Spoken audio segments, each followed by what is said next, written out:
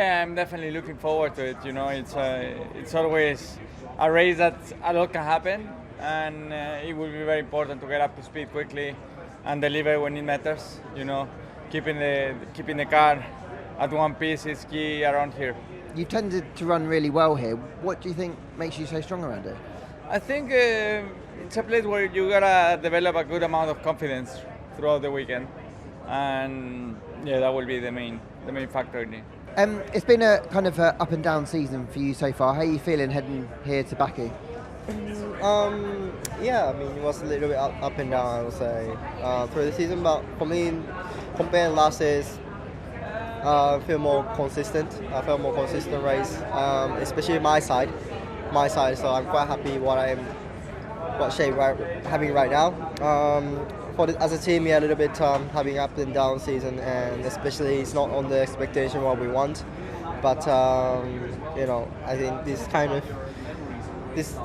season is we started completely new car, and we need to develop the car through the season. So can't happen anything. So I just try. I mean, we wait until the next updates. Until then, try to give the feedback as much as possible to help the team to set the direction more clear.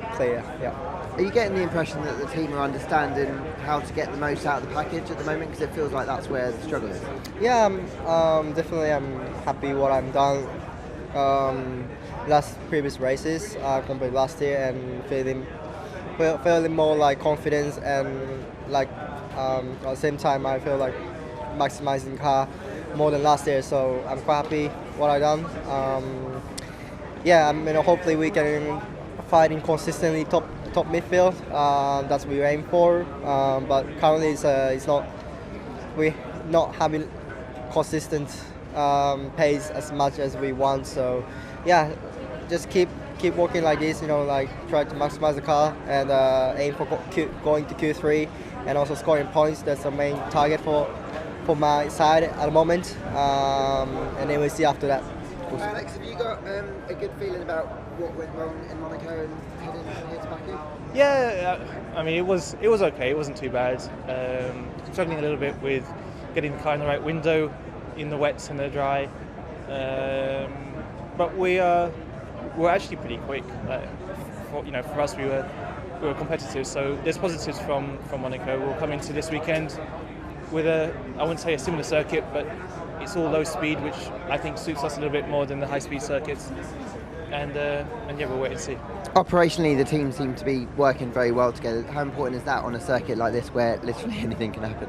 It is, and on a circuit like this as well, the little things make a big difference. You've got 13 corners more or less, 14 corners that are the same, third gear, 90-degree corners. So if you can optimize that and get the car in a good window there, you should actually be relatively quick. So I think we can be optimistic here.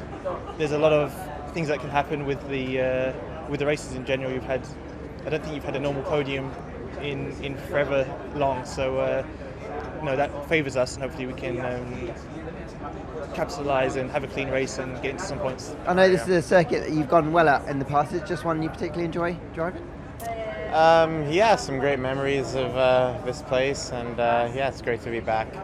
The guys have had a new car, for 2 races now. Have you got a good understanding now, or at least a better understanding of how that package is operating? I think we're learning every race. It's a completely new package. We were definitely more competitive in Monaco than we were in Barcelona, and this is again a very different kind of track. So we'll see how we go this weekend. Daniel, what have you learned over the last couple of days, and do you think you're inching closer to kind of getting on top of this McLaren? Yeah, I do. I feel like it's kind of like one little step away, stone throw away. Is that the word? I don't know. What? It's close. Like it's just.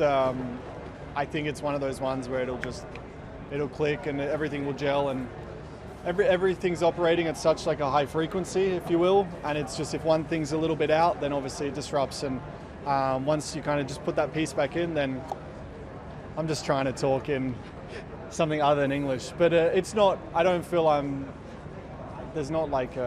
Yeah, we're close. It'll come.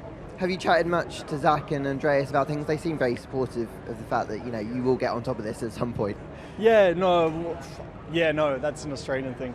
Yes, we've spoken, and I spent a bit of time with the team during the week, the usual simulator and a few meetings and that, and everyone wants it to happen. You know, it's I guess it's like last year. You know, everyone wants it to happen, and